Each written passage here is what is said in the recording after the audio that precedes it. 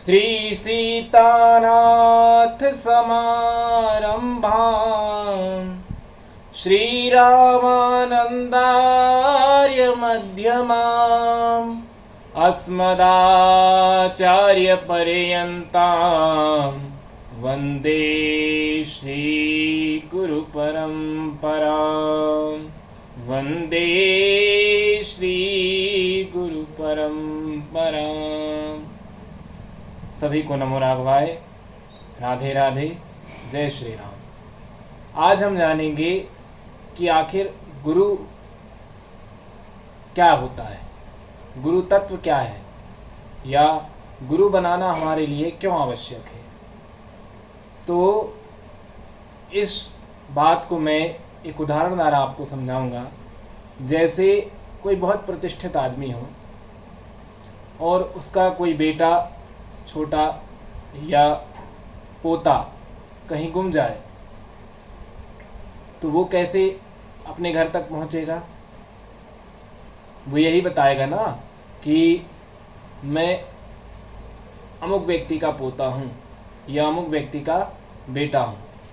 तो आदमी समझ जाएगा कि हाँ हाँ, अरे आप उनके बेटे हैं, आइए। अगर वह सीधे अपना नाम बता देगा तो आदमी उसे नहीं पहचानेगा, क्योंकि अभी उसकी उतनी पहचान नहीं बनी है।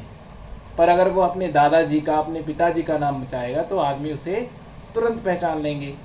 वैसे ही भगवान के यहाँ भी हम जैसे ही जाते हैं जीवात्मा के रूप में, तो भगवान तुरंत हमारा बही खाता खोल के बैठ जाते हैं कि अमुक व्यक्ति ने क्या क्या पाप किए, क्या क्या पुण्य किए, बताया जाए। पर जब हम एक श्रेष्ठ गुरु की परंपरा में दीक्षित होकर जाते हैं, तो जैसे ही जाकर जीवात्मा कहता है कि मैं अमुक परंपरा में दीक्षित हूँ, मेरे गुरु ये, मेरे दादा गुरु ये। जैसे उदाहरण के लिए, अगर आप रामानंद संप्रदाय में दीक्षित हैं तो आप बताएंगे कि मैं रामानंद संप्रदाय में दीक्षित हूँ, जिसकी प्रथम आचार्य माँ सीता, द्वितीय आचार्य अनंत बलवंत श्री हनुमंत लाल जी महाराज, मेरे दादा गुरु अयोध्या वाले पूज्य महाराज श्री ईश्वरदास जी महाराज, मैं श्री चित्रकूट तुलसी पीठाधीश्वर जी का चेला हूँ। तो जब आप अपने गुरु परंपरा को भगवान के सामने सुनाएंगे तो आप कितने ही अवगुणी क्यों ना हो, भगवान परम प्रसन्न हो जाएंगे कि इतनी श्रेष्ठ परंपरा में दीक्षित होकर तुम आए हो, इतने श्रेष्ठ गुरुओं की सन्निधि में तुम रहे हो, इतने श्रेष्ठ गुरुओं की सन्निधि में तुम बैठे हो। आओ आओ आओ, तुम्हारे सारे पाप क्षमा हैं, तुम्हारी सारी गलतियाँ माफ़ हैं। और जब आप अपने गुरुओं का नाम बताएंगे तो भगवान सहर्ष आपको, आपके बिना गलतियों को देखे, अपराधों को अनदेखा करके आपको अपनी शरण में ले लेंगे। वो किस संबंध से? आपके गुरु के संबंध से, आपकी गुरु परंपरा के संबंध से। इसलिए व्यक्ति को एक श्रेष्ठ गुरु अपने जीवन में हमेशा जरूर बनाना चाहिए, और अपनी गुरु परंपरा के कम से कम 8 आचार्यों के नाम आपको याद होने चाहिए। 8 नहीं तो 1, 2 या 3 सही। और रोज़ उन नामों को लेकर भगवान के सामने जब भी जाएं तो उन नामों को लेकर अपनी श्रेष्ठ गुरु परंपरा की तरफ से, समस्त गुरु परंपरा की तरफ से भगवान को प्रणाम करना चाहिए। भाई गुरु क्या है? गुरु वकील है और जीवात्मा एक मुवक्किल है। जैसे जब कोई अपराधी खड़ा होता है तो वह अपनी तरफ से गुरु एक वकील खड़ा करता है कि मेरी तरफ से मेरे सारे साक्ष्य ये देंगे। वैसे ही जब एक जीवात्मा इहलोक में अपने शरीर को छोड़कर परलोक में जाता है तो भगवान उसके बही खाते को खोल करके बैठ जाते हैं। पर जब वह एक श्रेष्ठ गुरु परंपरा में दीक्षित होता है तो उसके गुरु उसकी तरफ से भगवान के सामने उसकी पैरवी करते हैं कि प्रभु, ये चाहे कितना भी पापी क्यों ना हो, कितना भी दुष्ट क्यों ना हो, है तो आपका ही अंश। गोस्वामी जी ने मानस में कहा ना, ईश्वर अंश जीव अविनाशी,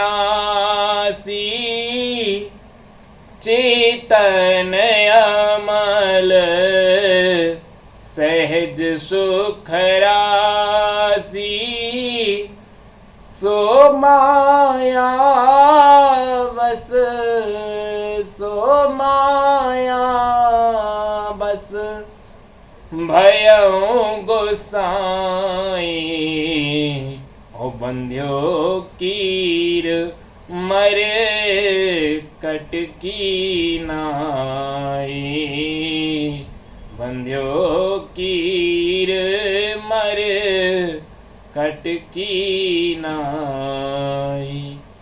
जैसे जब कभी अक्सर हमारे जीवन में कभी न कभी किसी न किसी का गिरने से या किसी भी चोट की वजह से हाथ टूट जाता है, तो हम डॉक्टर के पास जाते तो डॉक्टर क्या करता है कि दवा लगाता है, औषधि से उपचार करता है और हमारा टूटा हुआ हाथ भी हमारे ही गले में टांग देता है, किसी और के गले में नहीं टांगता।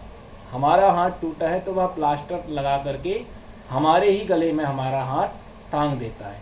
बस वैसे ही गुरु पैरवी करते हुए एक शिष्य की ओर से कहता है कि प्रभु, चाहे ये कितना भी पापी, कितना भी दुर्गुणी या कितना भी अपराधी क्यों ना हो, है तो आपका ही अंश, है तो आपका ही अंग। भाई जैसे आप वृक्ष से गिर गए तो आपका हाथ टूट गया, तो गुरु जी भी यही कहते हैं कि ये जीव भी माया के वृक्ष में चढ़ा और संसार रूपी समुद्र में कूद गया, तो अब इसका आपसे विच्छेदन हो गया, ये आपसे अलग हो गया। अब इसे आपकी शरणागति में लाना है तो क्या करना पड़ेगा, है तो आपका ही अंग। तो गुरु जी ने क्या किया, कान में मंत्र दिया, औषधि खिलाई मंत्र के रूप में, और कंठी माला पहना दी, हाथ में माला झोली पकड़ा दी कि अब इसका जप करो, और भगवान के मार्ग में उसे लगा दिया, अर्थात भगवान के ही गले में उसे टांग दिया। ये आपका है तो आपको ही समर्पित, और गुरु जी के द्वारा भगवान के चरणों में वह शरणागत हो गया। और इस तरह जब गुरु जी हमारी ओर से भगवान से हमारे साक्ष्य देते हैं, हमारा पक्ष लेते हैं, तो भगवान परम प्रसन्न हो जाते हैं कि चाहे ये कितना भी अवगुण क्यों ना हो, पर इसके गुरु बहुत श्रेष्ठ है और इसने गुरु के प्रति अपनी पूर्ण श्रद्धा रखी। चाहे भले अपने जीवन में इसने कितने भी पाप किए हों, पर इसने गुरु के प्रति अपना पूर्ण आदर समर्पण रखा, इसलिए इसके सारे अपराध हम क्षमा करते हैं और इसे अपनी शरण में स्वीकार करते हैं। अब आप कहेंगे कि प्रमाण कहाँ है कि गुरु बनाना ही चाहिए, तो रामचरितमानस में गोस्वामी तुलसीदास जी ने लिखा, एक बड़ी सुंदर चौपाई लिखी। क्या चौपाई लिखी कि विनु गुरु भव निधि तरई न कोई, जो विरंची संग कर सम होई। अरे बिनु गुरु भव निधि तरई न कोई, जो बिरंची संग कर सम होई, जो विरंची संग कर सम होई। क्या कहा कि बिना गुरु के अगर स्वयं भगवान भी आ जाए तो वे इस भवसागर से पार नहीं पा सकते। और इसका उदाहरण भी हमें हमारे शास्त्रों में देखने को मिलता है। जब भगवान राम के रूप में आए तो उन्होंने वशिष्ठ जी को अपना गुरु स्वीकार किया, विश्वामित्र जी को अपना गुरु स्वीकार किया, और जब द्वापर युग में श्री कृष्ण के रूप में आए तो उन्होंने महर्षि शांदीपनि को अपना गुरु स्वीकार किया और उनसे शिक्षा दीक्षा ग्रहण की। तो जब भगवान बिना गुरु के इस संसार में अपनी लीला संपन्न नहीं कर पाए तो भगवान के सामने हमारी आपकी क्या विशात है। हमें और आपको तो गुरु बनाना ही पड़ेगा और गुरु के प्रति पूर्ण समर्पण भी रखना पड़ेगा, तभी हमारा कल्याण होगा। और गुरु में कभी भी जीव तत्व का दर्शन नहीं करना। भले गुरु हाड़ मांस हड्डी का बना है, पर गुरु में हमेशा ब्रह्म भाव ही हमें रखना है कि हमारे गुरु जी साक्षात हमारे लिए परमात्मा है या परमात्मा का अवतार है। कहा गया ना, व्यास जी ने लिखा, व्यासाय विष्णु रूपाय व्यास रूपाय विष्णवे, नमो वै ब्रह्म निधये वासिष्ठाय नमो नमः। कि जब कोई व्यासपीठ में बैठे तो चाहे वो इंसान ही है, पर जब तक वो वक्ता व्यासपीठ में बैठा है तब तक उसे मेरा ही स्वरूप आप माने, उसे कोई साधारण सामान्य सांसारिक वक्ता ना समझे, उसे भगवान वेदव्यास ही हमें जब तक वह व्यास मंच पे बैठा है समझना चाहिए। तो वैसे ही भले गुरु जी हमारी तरह ही एक इंसान के रूप में हमें दिख रहे हैं, पर उनसे गुरु दीक्षा लेने के बाद, उनसे गुरु मंत्र लेने के बाद वे हमारे लिए, एक शिष्य के लिए साक्षात परमात्मा है। और श्रेष्ठ शिष्य वही है जो अपने गुरु में अपने परमात्मा का दर्शन करे। तो इसलिए हमें जीवन में गुरु बनाना परमावश्यक है। और आप सभी से मेरी हाथ जोड़ करके विनती है कि आप सभी अपने जीवन में एक श्रेष्ठ गुरु का आश्रय, उनकी चरण शरण अवश्य ग्रहण करें। और गुरु बनाते समय तो बहुत देखभाल करके गुरु बनाएं, क्योंकि जब हम एक कन्या का विवाह भी करने जाते हैं तो हम उसके वर में सारे वो गुण ढूंढते हैं जो एक श्रेष्ठ वर में होने चाहिए। जब हम अपनी साधारण कन्या का हाथ जिस वर के हाथ में देने जा रहे हैं, तो हम अपने जीवन की गाड़ी, अपने जीवन की नाव के पतवार जिस गुरु के हाथ में देने जा रहे हैं, उस गुरु के बारे में भी हमें पूरी देख परख कर लेनी चाहिए। पर जब हमने गुरु नहीं बनाया तब तक, अगर आपने एक बार किसी को गुरु स्वीकार कर लिया, तब उसमें देख परख करने की कोई आवश्यकता नहीं है। अब वो जैसे भी हैं, जो भी हैं, आपको उनमें ब्रह्म भाव रखना है और जीवन भर उनके आदेशों का पालन करते हुए अपने जीवन की यात्रा को सुसंपन्न करना है। और ये विश्वास रखना है कि अब हमारा कल्याण अगर किसी के वचन से होगा तो केवल हमारे गुरु जी के वचन से होगा। यही मेरे लिए सद्गुरु हैं, यही मेरे परमात्मा हैं। और जब हम ऐसा भाव लेकर के अपने गुरु के शरण में जाएंगे, उनसे अपनी समस्याओं का हल पूछेंगे, तो हमारे कार्य निर्विघ्नता पूर्वक संपन्न होंगे।